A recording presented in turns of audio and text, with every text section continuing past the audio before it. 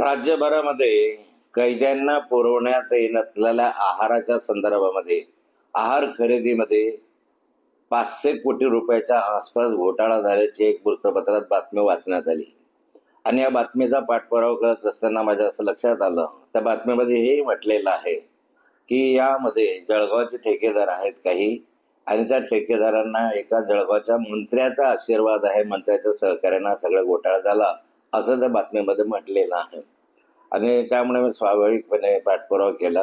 त्यामध्ये लक्षात असं आलं की अशा स्वरूपाची खरेदी जी आहे ती जवळपास 350 कोटी रुपयाची खरेदी झालेली दिसते आहे.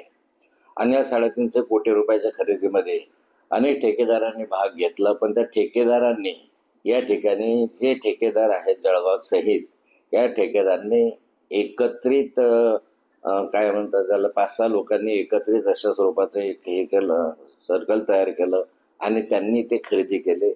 आहार अत्यंत निकृष्ट दर्जाचा आजही दिला जातो अशा स्वरूपाचं कैद्यांना विचारणा केली असता मला लक्षात आलं.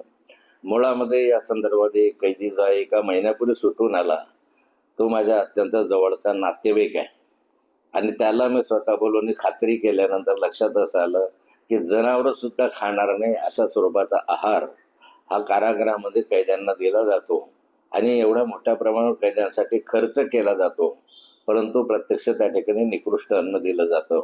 या संपूर्ण घटनेच्या संदर्भामध्ये अधिक माहिती मी घेतोय आणि सारं प्रकरण जे आहे ते विधानसभेमध्ये मी अग्रक्रमाने मांडण्याचा प्रयत्न करणार आहे. यामधले जे दोषी असतील त्यांना शासन झालं पाहिजे. कैदी असला तरी त्याला जे काही निकष आणि नियम सरकारने दिलेले आहेत किंवा जे मान्य केलेले आहेत त्याप्रमाणे त्यांना मिळायला पाहिजे. पण त्याच्यामध्ये जर 350-500 कोटी रुपयापर्यंत घोटाळा होत असेल तर हे योग्य नाही आहे. अनेकांचे राजकीय आशीर्वाद याला असू शकतात, सरकारच्या मधलेच कोणी मंत्री याला पाठीशी घालू शकतात आणि त्यामुळे या घोटाळ्याचा पाठपुरावा मी करणार आहे. लोकशाही मराठी ऐका, पहा, जागरूक रहा.